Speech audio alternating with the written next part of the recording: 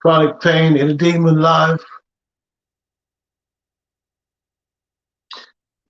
Chronic pain in a demon live. Let's talk.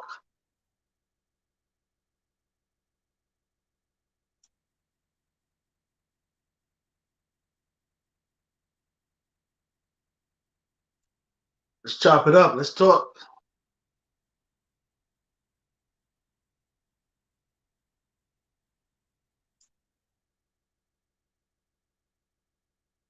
You see the topic, folks. Let's get to it.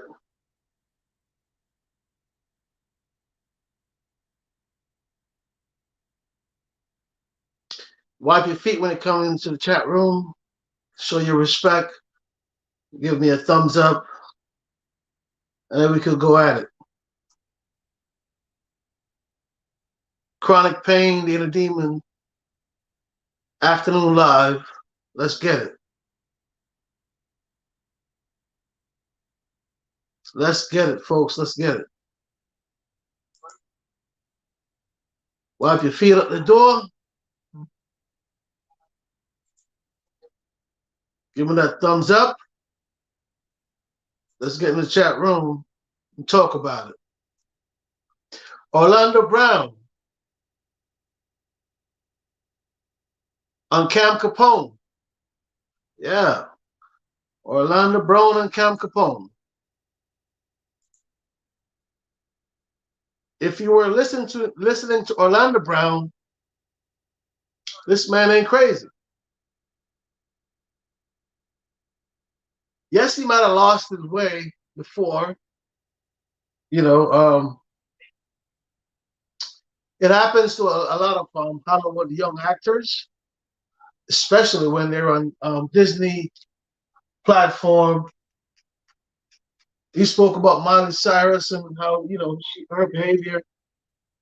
He spoke about Shia LaBeouf on his behavior when you come on to a child prodigy in the Disney world where Disney conquers all. Sometimes these kids want to be themselves. But because of the clause that were signed to these networks, they don't know how to be themselves. So they showed us that character day in and day out, that Disney character, day in and day out. Let's talk about it, folks. Hit the chat room, let's talk about it. The orchestration of Disney showing us these characterizing young black kids, profiting off them day in and day out without really sending a message. Exploitation. That's what you call it, in my opinion. Disney, that's what I call it. Child exploitation. Even though you're at their beck and call when they need help, but exploitation is a part of your repertoire.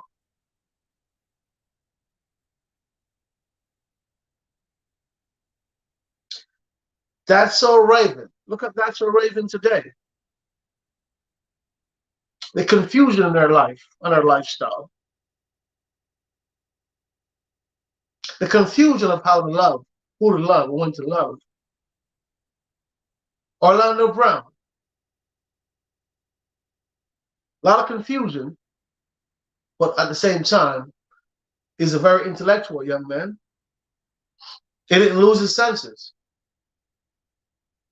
If you listen to Orlando Brown on Cam Capone, when he was asked certain questions, how he answered them or derailed those questions, deferred to answer them. Especially when he asked about Michael Jackson and also the similarity with Chris Brown. Orlando Brown shut that down quick. It's not that way. People got to find their soul. Michael Jackson always comes from the soul. So you can't compare people like Chris Brown to Michael Jackson. Yes, Chris Brown might have the theatrics, dancing and everything. Not the melody, not the persona, not the perceivedness, not the prestige the prestige that Michael Jackson brought to the table, to put it in like a prince and a king's living room, watching him doing what he does best. So I do agree with Orlando Brown, the way he answered the question when it comes down to Michael Jackson and Chris Brown. I like the way he answered the question. He said maybe Chris Brown need to find what made Chris Brown Chris Brown, you know, go back into yourself and do some self-searching. Maybe you didn't dig deep enough. Maybe that's why the album wasn't a success that way you expected to be. And then I watched how he speak of Kanye West as well. Orlando Brown said, I want a pair of easy. I've been wearing a pair of Jordans. Maybe they're about $150 or so. While Yeezys are going for $300 to $500. Plus, he said Yeezy is getting money from the collection plate, allegedly, when he formed his own church. So, is Orlando Brown an eye-opener? Or just somebody just speaking his own rhetoric because he's going through what he's going through? Let me tell you something, folks. I listened to this young man, listen to how he's speaking in different interviews, his transition, his smarts, what he know, what he knew, how he educate us about Hollywood, what it takes to be a child star in Hollywood, things that goes on in Hollywood that you and I didn't know. Orlando Brown bring it to the forefront. Yes, he might have differences with Raven-Symoné and other, you know, stars growing up, Miley Cyrus. But I think this young man is very genuine. Yes, he fell short in his time when maybe he was out of work, trying to find himself in Hollywood, fell short,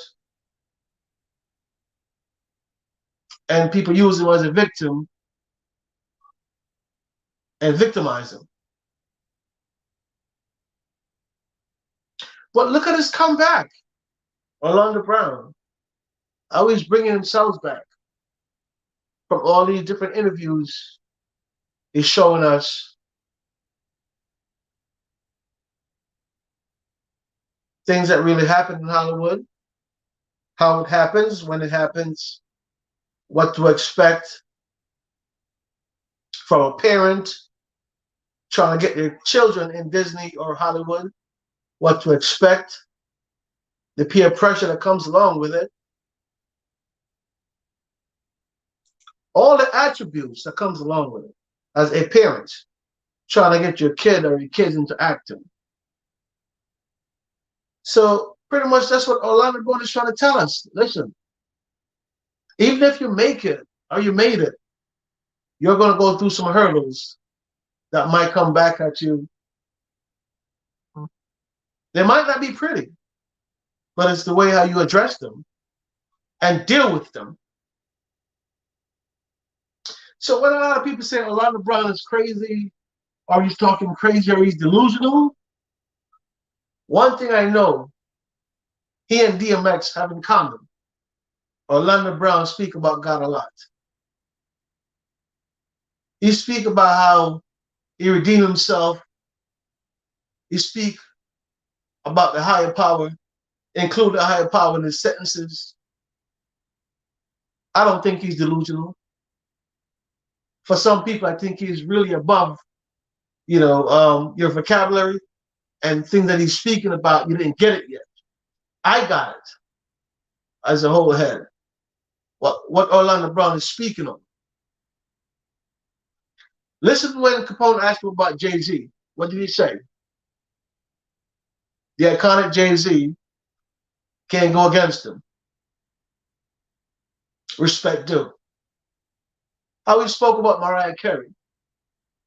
Respect due.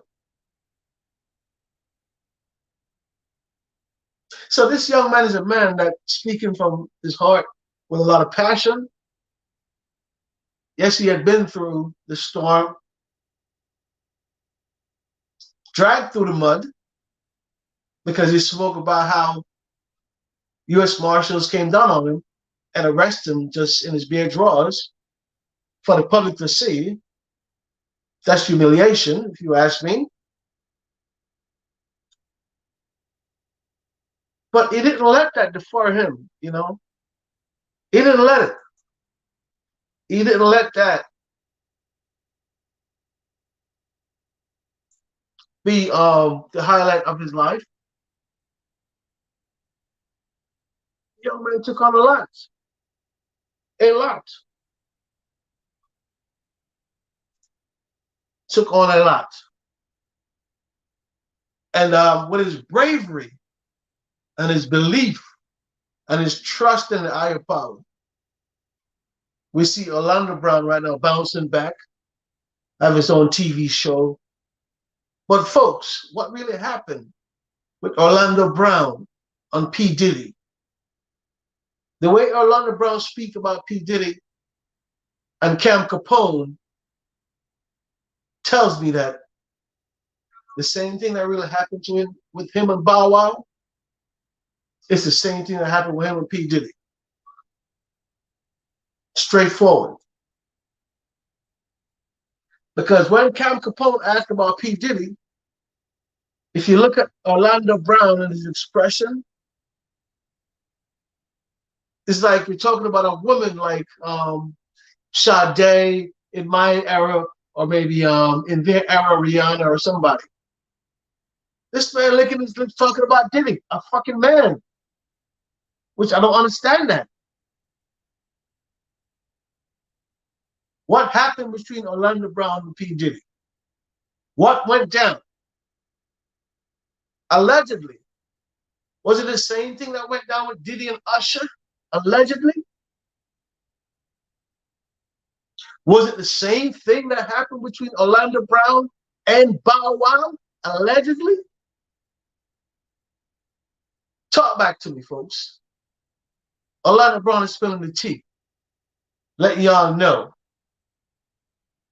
And again, he said a lot of these rappers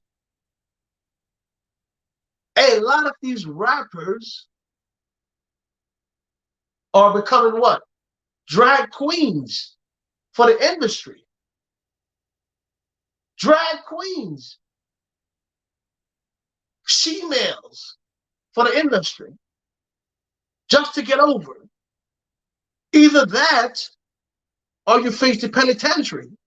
Young Thug. Putting on dresses. Either that or you face the penitentiary. Lil Nas X. So now they have all these rappers who are supposed to be hardcore. They feminize them, just like what Orlando Brown is saying. The same thing they're trying to do to Tupac's character. And then you see all these feminine gangsters on your television acting like they're hardcore. Then come the RICO charges. Then you see the bitch in these real motherfuckers. That's not the way to go, young folks. These young guys are living off the illusion of a real rapper, a real artist. The illusion.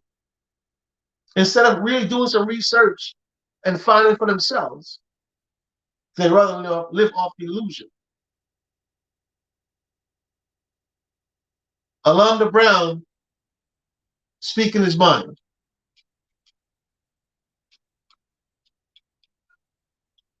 You do this shit for all the teams, man. Every team that watch this shit, they are watching this shit like, look, check this out. That little nigga telling me some real shit. Man, come on, bro. He shouldn't have said that shit, bro.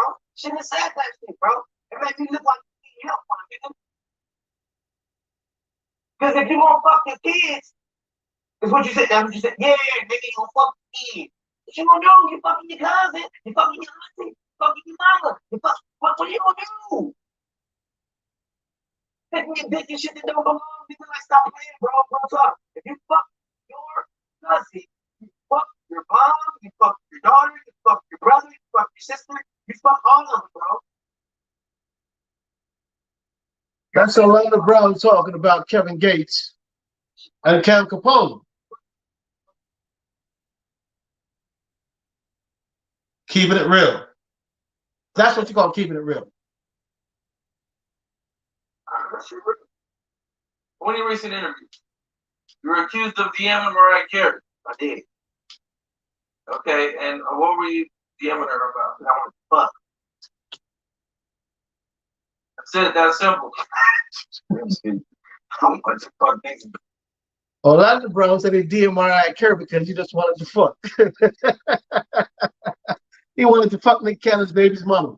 So he DM Mariah Carey. Isn't this a little mischievous motherfucker?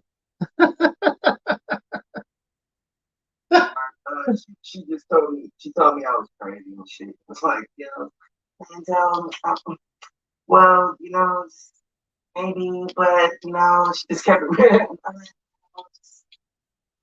And well, maybe I don't know. And she never comes to. Ooh. Oh, damn. And then my kitty is light. Let me. Okay, I'll tell you. I'll stop. Go ahead. No, it's all right. That's what you wanted. That's what these niggas ain't paid me enough for that. No, fuck around. Yeah. Were you just trying to piss Nick off? Or was it just Nah, man. No, I wanted to do a song, man. It was just for a song, bro. It was just for a song, bro. That'd be huge. Yeah. You got any feet? Yo, this dude, man, I'm telling you, he know how to play his cards right just to bring the subscribers and fans over to that base. Orlando Brown is not stupid. Yes, he might have went off the chain for a little while, but he's back present. Listen to Orlando Brown. But yeah, I say what I want to say, but at the same time, I say what I'm not supposed to just to give it some spice. So yeah, it was a sports song, man. And yeah, it would be awesome if I did do a song with her. She did say it was a big possibility, and they allowed me to play like this. That's why I take advantage of it. You know, a lot of people know you were on the Dr. Phil show a while ago, and you know, would you like to see Dr. Phil and talk to him? Yeah, he's awesome, bro. I would like to go see Dr. Phil just to give him a hug and tell him thank you, man, for like opening the door to show people that actually think they don't need help to go get help. You know what I'm saying? And I actually thought about reaching out and saying, hey, I'd like to come back and see you and do some things, you know what I'm saying, as far as like, you know, give you a hug, shake your hand, apologize to you, you know, in front of your face and say, hey, man, you know, apologize to your wife and stuff, but thank you so much for putting me on a journey to where I could be able to accept the help. And, you know what I'm saying? Like, that was really dope, you know what I'm saying? So, yeah. Well said, well said, well said. Well said, folks. Well said, folks. Orlando Brown, understanding his mistakes, living up to his mistakes, talking about his mistakes. So from a child actor coming up in Disney World, this young man is giving it all. You see what I'm saying? The trials and tribulations of being a child actor growing up in Hollywood, the misconceptions growing up in Hollywood.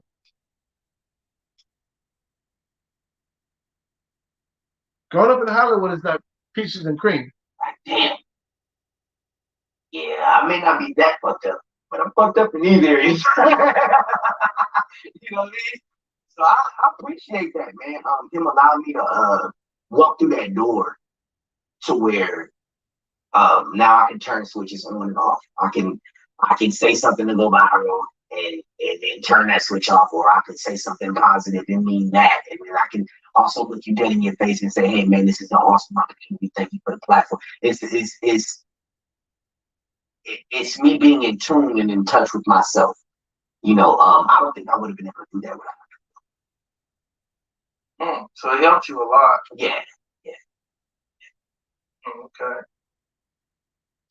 Recognizing Dr. Phil, the Dr. Phil, Orlando Brown, even when he was disruptive, on the Dr. Phil show, he recognized still that that show pretty much saved his life, saved his career, his relationship with his family and his friends. At least he's admitting where he went wrong, where he fell short. So let's give him the benefit of the doubt and try to give him some support and see what really happens. Yeah, that's all we can do. Support from a distance and see what happens. We have to give people second chances. I need a second chance in life. So do you.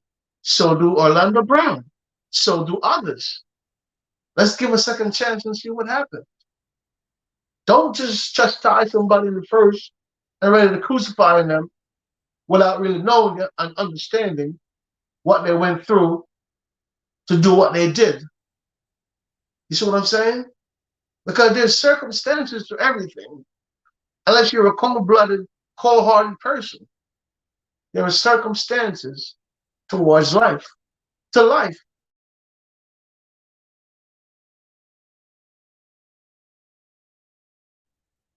Instead of just being biased, yes, you focus on your journey, but at the same time, try to understand somebody else's journey because it's different from yours.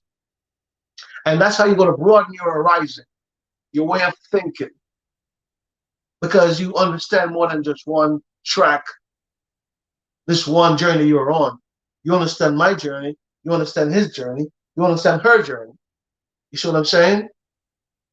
Not that you're going to dwell on it, are you going to reflect on it constantly, but understanding is a big key in our life. They silenced my wife. They've seized my house. They've closed my Bank of America account. That's Orlando Brown speaking. Yeah, I'm just waiting to die at this point. But realistic. And for a young star that grew up in Hollywood, just saying that you're waiting to die shows me and proves to me that you're overwhelmed. You're bombarded with Hollywood pressure, their rhetoric, their satanic ways of living. If you don't believe in it, then you're going to succumb to it. That's what Hollywood is saying to you. That's what Orlando Brown is trying to tell you. If you don't believe or go along with the go along, then you're going to succumb to the go along. That's what he's trying to express to you. That's why these young kids, some of them turn to drugs, they get abuse, and all that type of stuff. Because in-house, it's happening to them. And they have no savior in-house. Because everybody is a part of the same bullshit. So once they step out that box, then they start speaking their mind. People like Miley Cyrus, Nick Cannon, people like Orlando Brown. The things that really happen under the Disney umbrella, they weren't allowed to speak about it. But once they step out that zone, they feel like they could exhale and talk about what really happened, what really goes on, possibly to them, or what they witness. Don't forget, folks, we have our kids today watching Disney. I was addicted to Disney growing up, watching Snow White and all this type of stuff. But the subliminary messages right now in Disney, cartoons, characters, is very scary. Very scary. And for a man with 2 granddaughters, it bothers me. It does. So I got to speak on it, regardless of the backlash. Yes, I do. I'm a parent, always going to be a parent. A grandfather, always going to be a grandfather. So I'm going to speak on it, whether you like it or not. We have to talk about these subjects. We have to talk about what's really going on. All these subliminary messages that's chasing our kids away from the right, learning about the Bible, learning about their creator, all these other misleading, misguided, mind control things that overshadow the foundation that parents trying to build. In school now in Florida, they have this law where the teachers, you can't say don't say gay. All these type of laws are very confusing to the youngsters. If it's already confusing to the teachers or the elderlies, can you imagine the young students? When you have these things in school and a young student's like, okay, I hear the term, what does it mean? And then I, as a parent, have to find a way how to explain that to my child or my children. I might not be telling them the facts because I don't know the real research, because there is none. But you know what? You got to go along and get along. Your kids stay in school. They don't say something irrational in school toward certain people and get suspended. They don't speak their mind and get suspended. So you as a parent have to give in to these BS laws. Don't say gay. Teachers, don't say gay. So how are you going to address a person in a classroom that doesn't look like a male or a female, a cross-dresser, yada, yada, yada? How do you address these people? What do you call them? How do you address them as a teacher so you won't get in trouble, so you won't lose your job? How do you address them? Yes, you have the governor came out with this law, but how do you address people? Because if you don't know how to address them, you lose your job. God forbid you be suspended because you don't even know the right terminology how to address these people. That is insane. That is insane. So we need to be more mindful of what we're throwing out there to our kids. They are the future of tomorrow. Why mess up their minds and their brains? Why try to control the way they think, the way they act, the way they react? Give them room to develop their own ways of thinking, their thoughts, their beliefs, their orientation as far as sexual. Give them that instead of forcing down the rhetoric and the false narrative down their throats, and for them to accept what's really going on in your thoughts and your mind. That's insane. We look at the young kids to be the next innovators, the next builders, the next Bill Gates, the next Warren Buffett, the next Steve Jobs, But at the rate that we're going, we're bringing on more confusion. More confusion than we're supposed to. We're going to just see what happens, man. How do you feel about, Jay-Z, keeping doing his thing and everything? I feel at this point in his career, he can pretty much do whatever he wants to do, and for him to continue to want to be the architect of rap is like, that's dope. Because you can do that on your downtime too. You know what I mean? You can do that on your downtime too. Just overlook, see something talented, you want to jump down, that's cool. I mean, that's just keeping the gates closed for those that actually don't know what hip hop is about. So I commend for that. That's awesome. I think it's dope to see somebody that age continuing to still make headlines. You know what I'm saying? The music still be looked at as dope. I mean, it's kind of a rare thing. You know what I'm saying? There's only Kim, Eminem left from the '90s who are still relevant. You know, I don't think anybody else from the '90s gets their music listened to. Right. Wrong. Count Capone, because Nas music I listen to every day. See, a lot of people look up on Jay-Z and think Jay-Z is the prodigy of New York. But Nas is a real prodigy in New York. You have them boys from Yonkers. They ain't no joke. Forget about DMX, okay? Also, them boys from Queensbridge, Mob D, ain't no joke. See what I'm saying? So when it comes on to Jay-Z, you have to put him in like the best of 5 out of New York, not just the best of 1, the best of 5. And forget about the legendary Biggie Smalls. You see what I'm saying?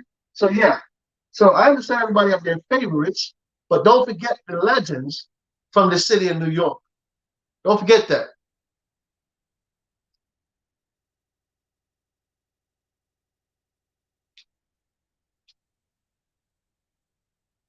And then another one, LL Cool J, the GOAT. One of the real GOATs, LL Cool J, out of Queens. Don't forget that. You know, what's your current status and, you know, relationship like with Raven Simone? Oh, I'm never doing the show. Oh, okay. Yeah, I'm never doing the show. The only reason why I say that is because, it's been just way too long, too much disrespect, too much arrogance, too much ego, so she can just keep all that. But I think, I'll start like with Raven, man. You gotta realize, man. I'll never do the show because of the disrespect, because of how long it's been, and it's just a lot of personal things with Raven. She just, I'm just disappointed. Is it frustrating for you? I'm disappointed in her finding out all the new stuff. Disappointed in her because she ain't black. Like you went back for. Damn. Raven said, I'm not black. I'm not black anymore. I'm not supposed to be doing this interview. Like, you know what I mean? Like, that's crazy. It's what it is, man. What was it like making the show? That's so Raven. It was fun. You know, you kind of grew up on the show. It was fun. Orlando Brown.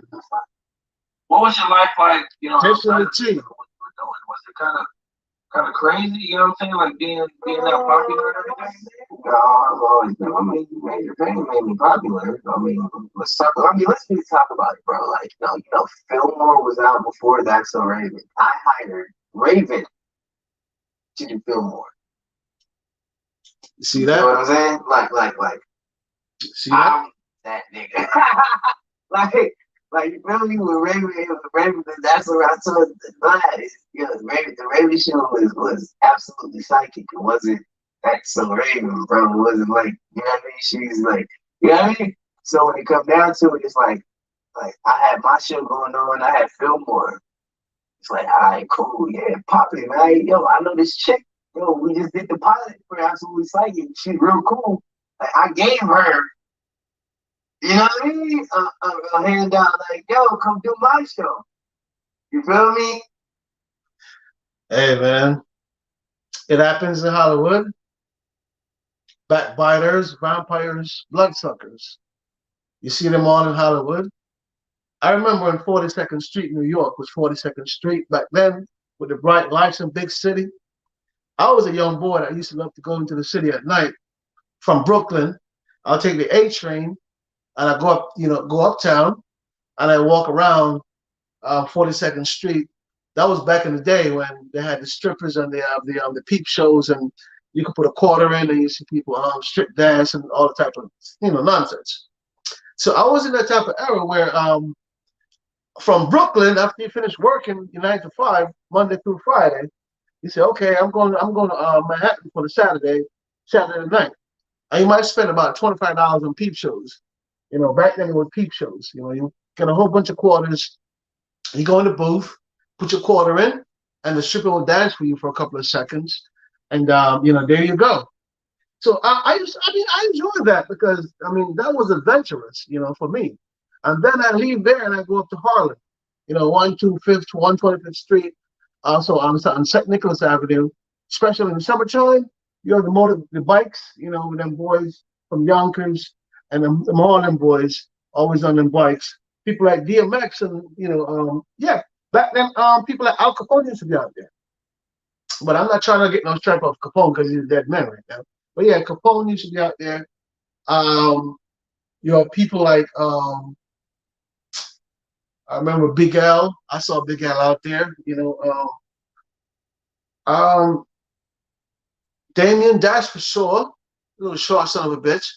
And I remember seeing this one person. I can't remember his name. A famous rapper. I can't remember his name, but it was pretty good on them motorcycle where they put the wheels up and go down 125th Street faster. The Apollo, yeah, all the way down before you get to the bridge, and then they drop the motorcycle. You know what I mean? And those days, man, was even though these guys, some of these guys that were thug, the drug runners and everything, but on the weekends, 125th Street on St. Nicholas used to be the spot. Used to be the spot when I was growing up. The girls, that's where you find the girls on 125th, St. Nicholas, that's where you find them. Especially Saturday night, Friday night, or if not, you go up to the Bronx in Skakey. That's when you used to have Funk Master Flex in the Bronx. Funk Master Flex used to hold on Skakey back in the day. Skakey was a skating ring in the Bronx. I think it's off Jesus Christ, 123rd or some shit like that. Jamaica Avenue all the way down. Not Jamaica Avenue. 123rd, 123rd, I think, all the way down. You see Skakey on the left. Skakey was a spot until Skakey started getting shot up. So people like DMX and Big Pun and Biggie Smalls, we see them in these arenas performing as youngsters. And for me, living in Brooklyn, I wasn't far away from Biggie Smalls because I live in Franklin and Union. So Bedford Stuyvesant was just up the street. So I could just walk out and I go on you call it Eastern Parkway, and I just head right up on Eastern Parkway and all the way going up to Bedford Stuyvesant. So I remember my first encounter with Biggie Smalls. This was on St. John's Avenue. I was a youngster, but I was older than Biggie Smalls. So I was looking for an address on St. John's Avenue that someone sent me out, and I bumped into Biggie Smalls and his boys. And that's when people like Super Cat had a song with Puff Daddy. You remember the song? Sometimes some back and some of them are rally back, so we are road boy, we not bust a shot. Sometimes some back and say some are rally back and we are road boy, and we not bust a shot. Okay, so Puff Daddy and what's his name? Super Cat were doing a video on a motorcycle, and I walked into the whole thing. And that's when I walked into Biggie Smalls and speak to them for small amount of minutes. I move on my way because I was looking for an address. I was looking for a nurse. Now that was supposed to help me out with certain things, So eventually I found her. But I tell you, on St. Paul Avenue, yeah, that's where I bumped into Biggie Smalls and Puffy and them doing that video. I bumped into a few celebrities in my days.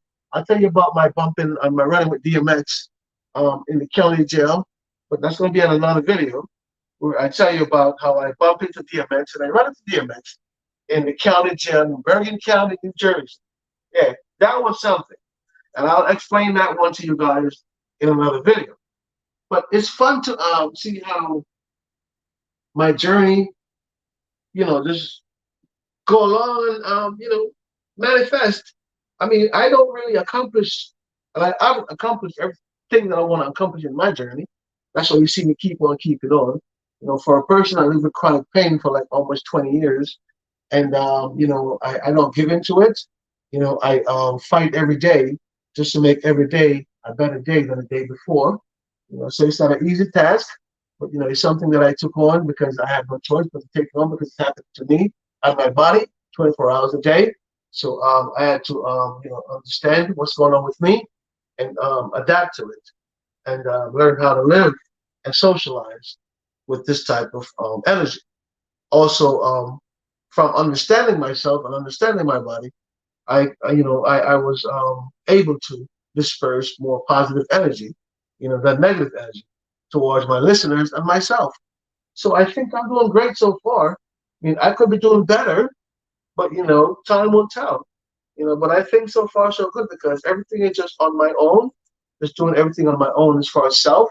Yes, I went through the attributes of physical therapy and the surgeries and the spinal fusions and all that type of stuff. But because I've been dealing with so many doctors all my life, I kind of understand how to deal with myself more. You see what I'm saying? Because you're your best doctor. As a person, I'm talking about you. I'm talking about me. We are our best doctor because you're the one that's feeling it. And if your head hurts, you're not going to tell the doctor your toe hurt. Because that's a total misconception. Because how he's going to treat your toe is different from how he's going to treat your head. So you have to tell them the real truth about what's going on with you, and that's the only way you're going to get the right diagnosis and the right treatment that you deserve. So always be very honest and truthful with your doctors. Let them know what you feel, how you feel, and how you expect to feel, and it's not normal.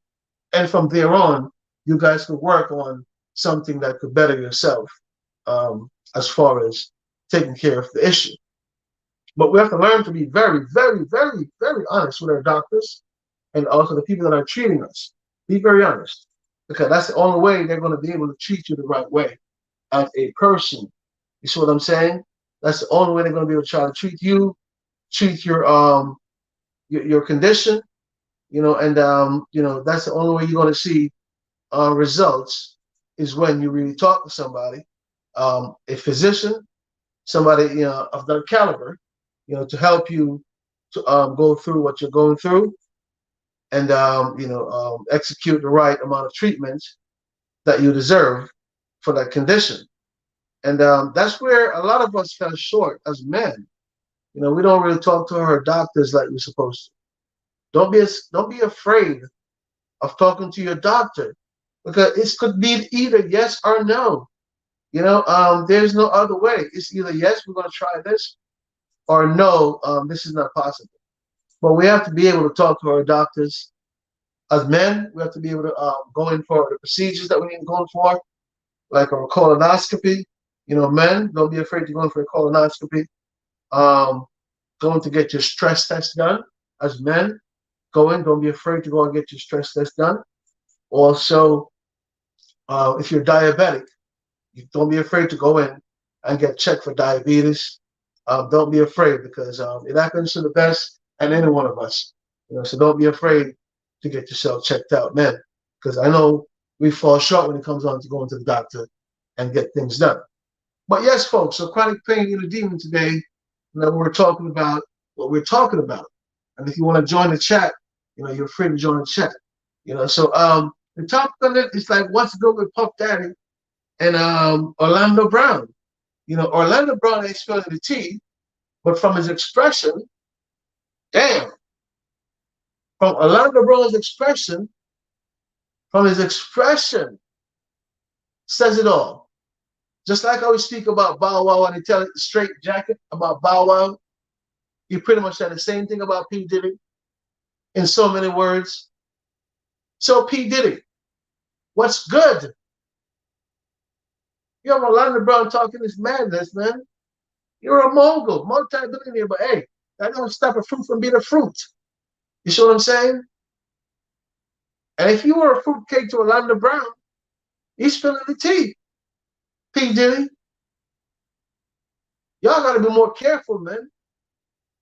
Y'all dipping and diving through Hollywood and think it's safe. It ain't safe.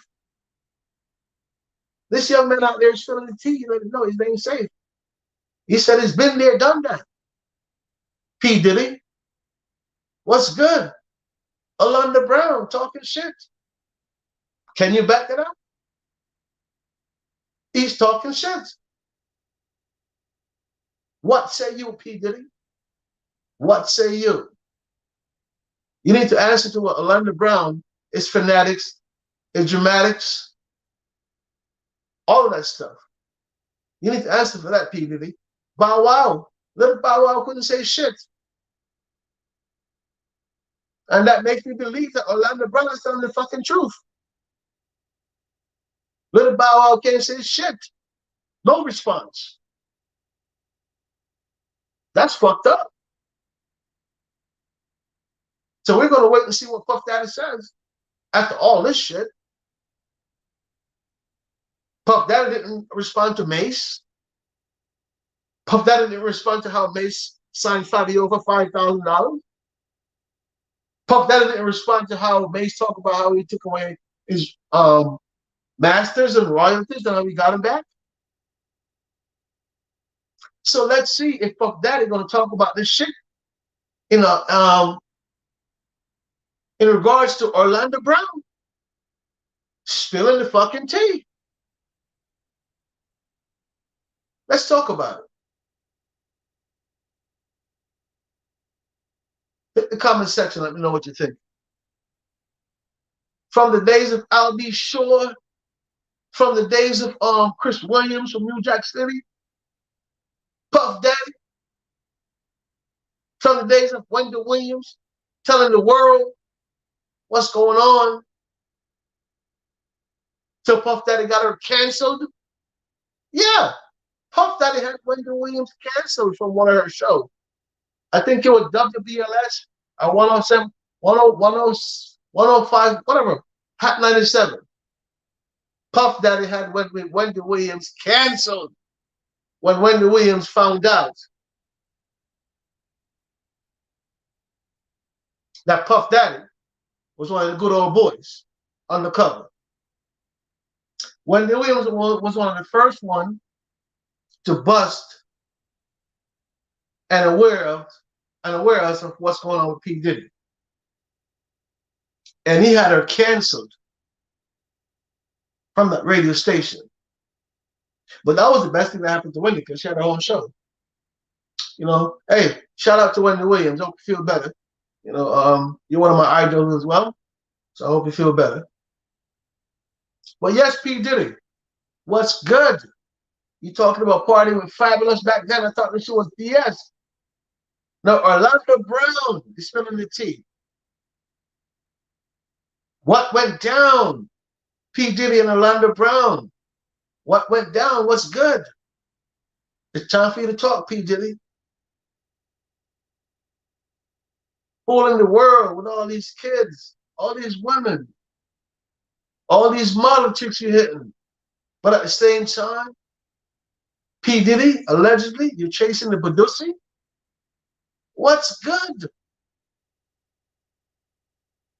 You have Orlando Brown sitting up there talking about Bow Wow got good Badusi. P Diddy licking his lips about you. All that type of shit. What's good? Why you guys are making it so fucking messy in your lifestyle? So known to the public in your lifestyle. Your demonic ways of living. Your Sodom and Gomorrah ways of living. Your Illuminati ways of living. Keep it to yourselves. There are people out here with real kids, real families, that want to live real life, have real thoughts, have real beliefs, have real better self-centered about themselves, and have real respect for themselves, that want to live a better and a good real life.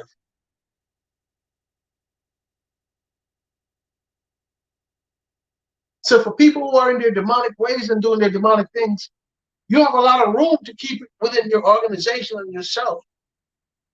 You don't have to spit it over into the regular mankind who just want to live a normal life and enforce your way of living and belief on them.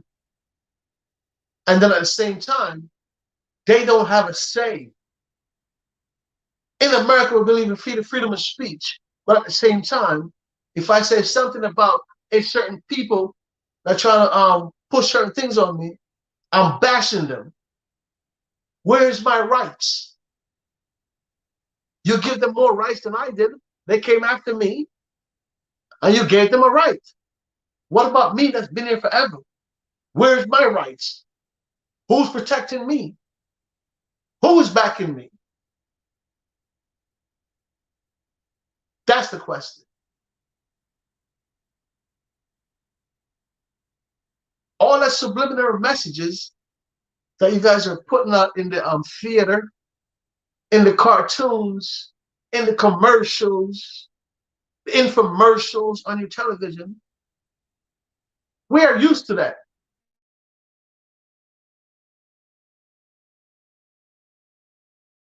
And that's what really, really kicking in this world, the streaming media. So you have to come to the streaming media to listen to us to speak our mind and be more articulate in your shit because you'll be critiqued to the T. So now we have a place where we could exhale and speak about what's wrong without being demonized. And even if we're demonized, so be it. We keep it moving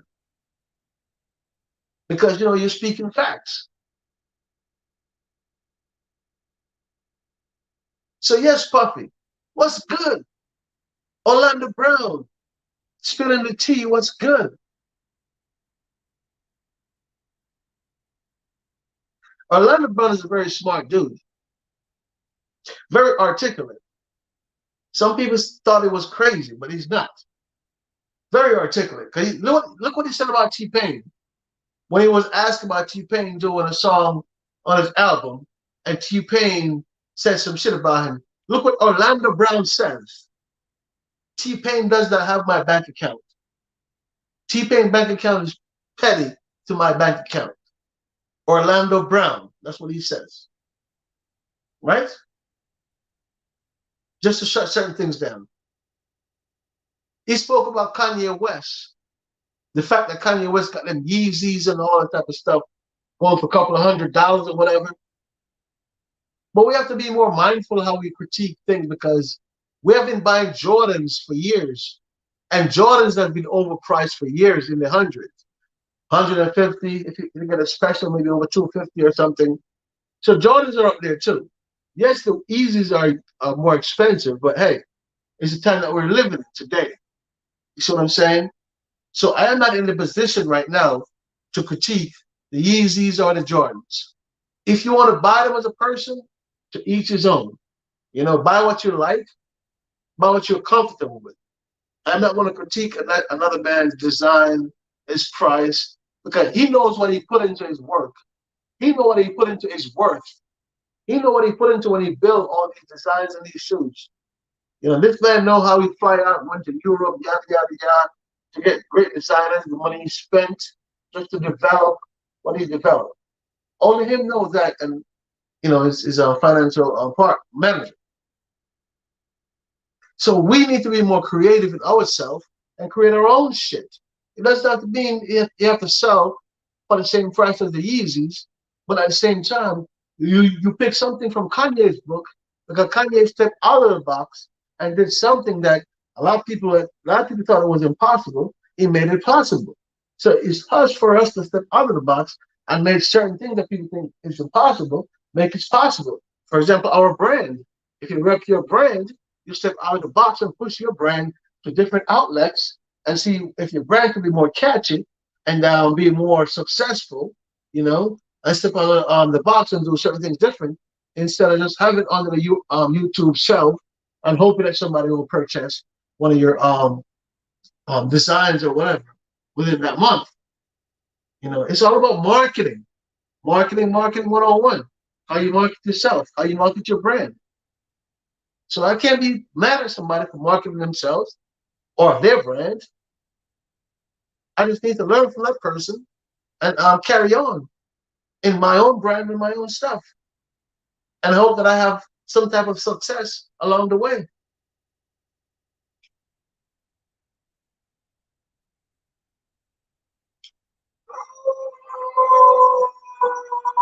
Beating the ground with my bare fist at the rental car company. I started beating the ground. What else could I do? They wouldn't let me figure out where he was at. They wouldn't let me tell. They wouldn't tell me where he was at, but I knew where he was at. They wouldn't tell me where he was at, and then I was like, I told my girl at the time. I said, I know where he at. Yeah, logic. pulled over there to the Bellagio. And I was like, what the hell? Did you stop doing music afterwards? For a while. I didn't, like 3 years. It took like 3 years. I just talked to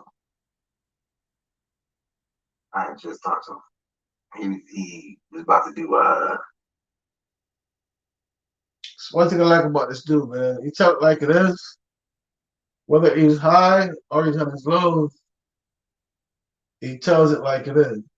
So Orlando Brown could only be one you. A guy that mingled with the Jacksons, talk about his friendship with Janet Jackson. He didn't speak much about Michael Jackson, but I'm sure he met her. Very articulate in the way he answered those questions from Capone, because Capone wanted to dive into the Jacksons, and Orlando Brown didn't allow that. you're Raymond, nigga.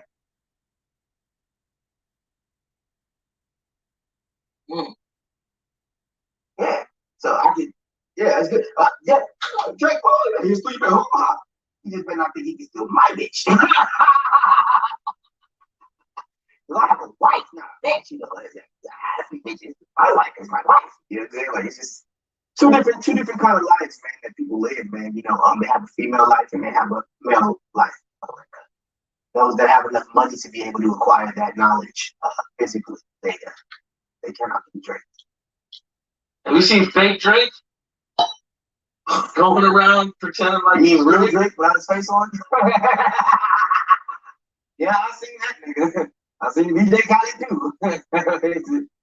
Yeah, you know, it is what it is. What do you think about dudes like that look similar to famous people kind of going around dressing up as them? I just think that it's getting the bag out. I mean, I think it's an old thing, like an Elvis thing, like an old thing, like Elvis things. Like, you know, a couple people here, a couple people there, now famous. Okay. You know, I mean, a couple fake Drakes here, a couple of fake DJ Khaled's here. You know, oh yeah, I'm here. It's all for the mind, bro. If somebody really loves you, they're gonna do that shit themselves. I have kids that literally have grown up doing twisties in their head because of Annie from Astoria. I know the real influential shit. All this shit they're creating because they don't have their faces on. Let's cease that. You know, I'm a real Elvis fan, a real me fan. Like MJ, you know, you know what I'm saying? I can't put myself in a position to look at people that have the potential to be legends, and actually have the potential to take over the world in a legendary type of in a legendary type of way. And they take shortcuts because they know the tricks and the trades of the industry. Okay. You know what? That's deep. Knowing the tricks and the trades of the industry, you could navigate. Knowing the tricks and the trades of the industry, you could navigate so you don't fall prey to that door. You see what I'm saying? Knowing the tricks and trade of Hollywood, you could navigate so you don't fall prey to that door. This young man is telling it, he's giving it to you in a more simplified way so you can understand it and comprehend it.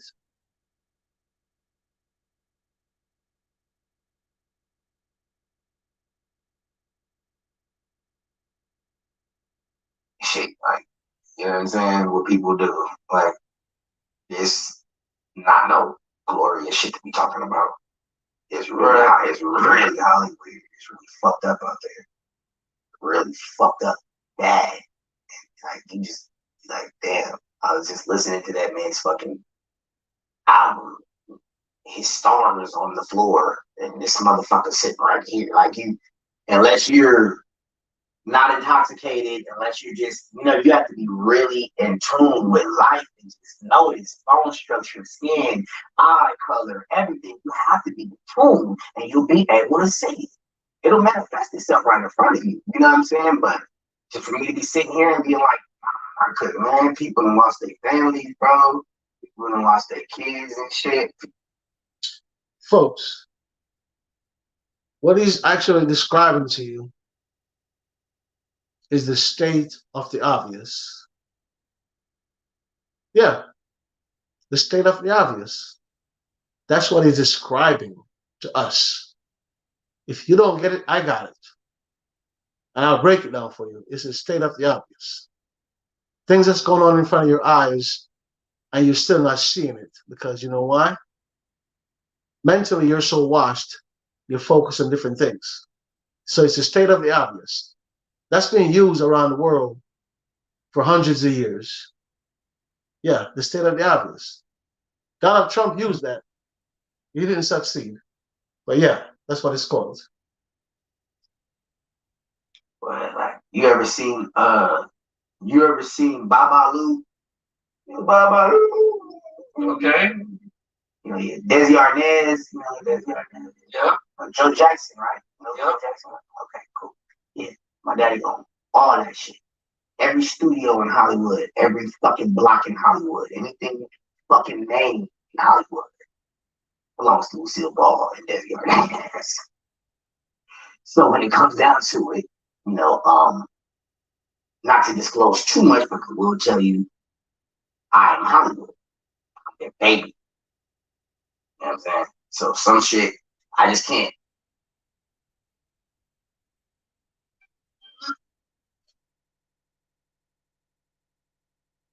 I'm not going to say,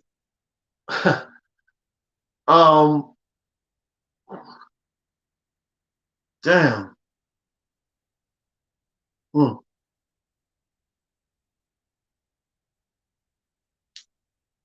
What he just expressed just now is about selling your soul in Hollywood.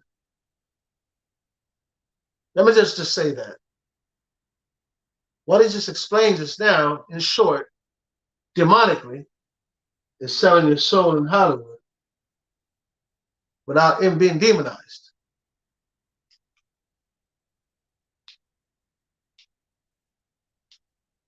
You know what I'm saying? And it's like, you gotta just be real cool, you gotta be real evil with how you think. Like my daddy is Lucifer and my mama's God. You understand me? So I'm a very special case. They get so I can't put myself in position to be just like talking about people. Like people got smoked, people got kidnapped, a lot of people got fucked off behind Hollywood, bro. And they're dwelling right there. That's all I can tell you. French Montana said something recently that was real interesting. I mean, it's not directly with Hollywood, but it's about record labels. And he said the record labels are taking life insurance policies out on rappers.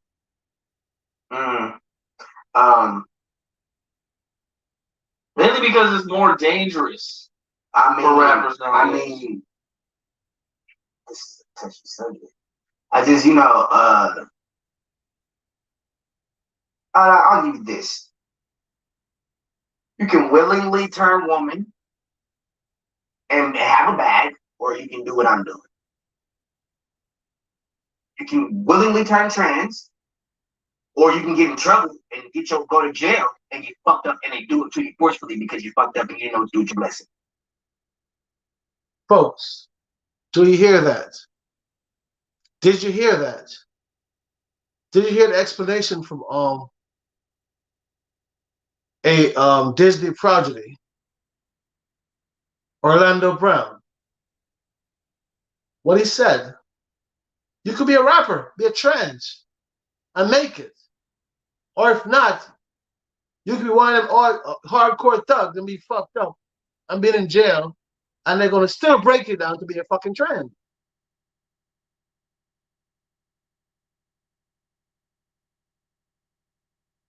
Listen to the words.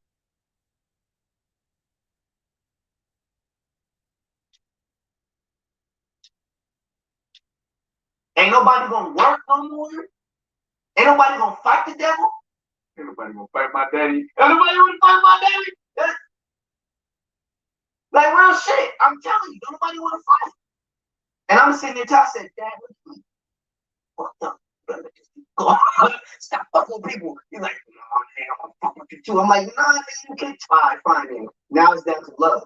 Either you love me and leave me alone, leave me in the world alone, or give us all what we need and let us play. And that's where we're at right now. You know what I'm saying? Like I just can't go back and forth about the industry. And what he's saying is facts. That's where we are right now. Everybody's in the devil's mouth playing. Everybody is in Sodom and Gomorrah doing all the type of BS and condoning the type of BS that they saw in Sodom and Gomorrah. So let's have them have some fun for a while. And then the repercussion. So Hollywood pretty much is what we're seeing. Hollyweird is Sodom and Gomorrah.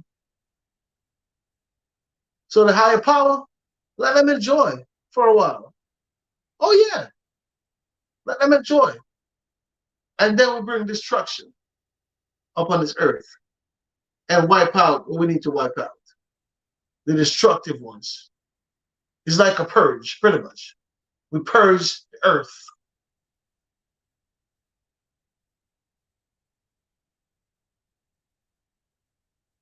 See, but like, look, check this out, man.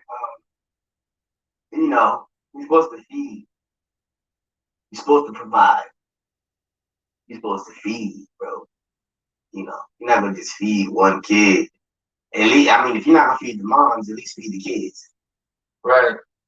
That's all I can say. He's referring to that woman, Orlando Brown, I mean, he's referring to that woman that the boyfriend came around and brought that one McDonald's meal for his child and didn't bring none for her other kids for other men.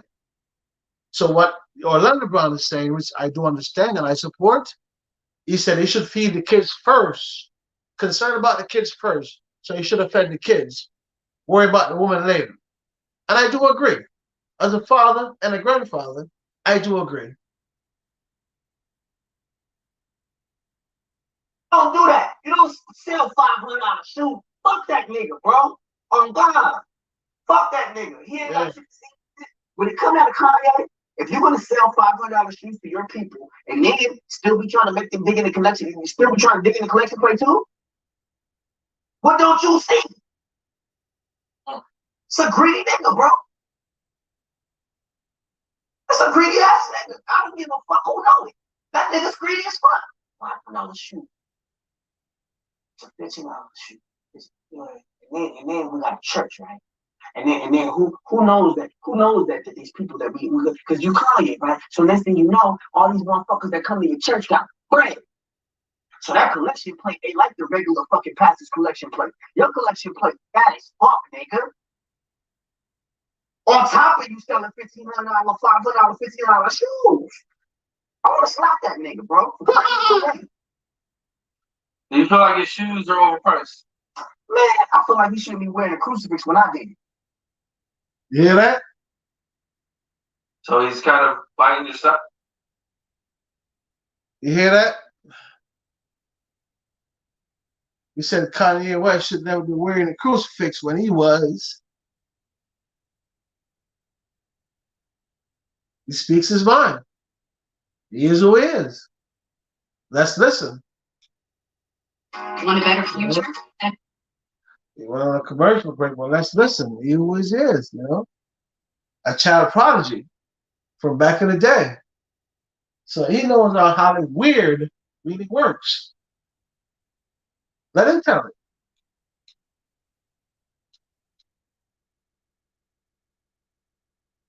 Does that undermine who my father and my dad is? Who or my mother, who my mom is? Does it undermine that? Because I know who Joseph and Mary is. Just that nigga? You feel me? So like, like it's just like another thing like Kendrick Lamar running around here with a crucifix with a three Number one, the guy asked him how much the crucifix was, and the entourage answered. He never said shit. So all of a sudden, you see $3 million. That nigga didn't spend no $3 million on a fucking crucifix. Come on, man. Y'all niggas fall for the only no reason be gassing y'all, bro. Because it looked pretty. You know what I mean? Because it looked pretty, bro. You know what I'm saying? What that nigga need to do is learn how to pray. That nigga daughter was not allowed to be in his possession, and he got on the internet, and he didn't even know how to fucking pray. Damn. Now he's going to Kendrick Lamar. He said Kendrick Lamar won a crucifix, and the entourage said it was about a $3 million crucifix. And from what he's saying, it didn't cost that. Also said Kendrick Lamar wasn't in his possession. His daughter, maybe she was with her mom, and Kendrick Lamar couldn't even pray on a serious prayer as far as I would allege saying that getting his daughter back in his possession. With all what Kendrick Lamar portrayed on stage, at least we know and hope that you know how to pray. Like DMX, you know, DMX know how to pray. Other rappers, other guys know how to take time out. So for a lyricist like Kendrick Lamar, I'm going to say that's misconstrued because I think Kendrick Lamar know how to pray. So I'm not going to fall for that one. I listen to Kendrick Lamar enough to know that Kendrick Lamar knows how to pray. So that one is ludicrous, in my opinion.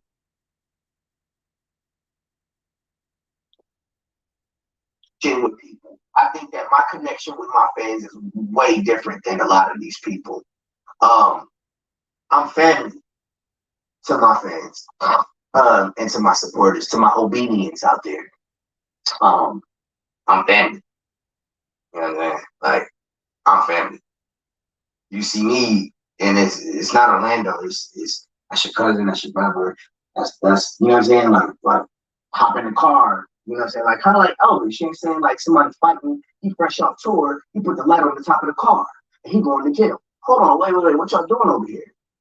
Yeah, I'm Elvis, but I'm still a humanitarian. I'm still a socialization officer. You can't fucking just beat up on this man like that.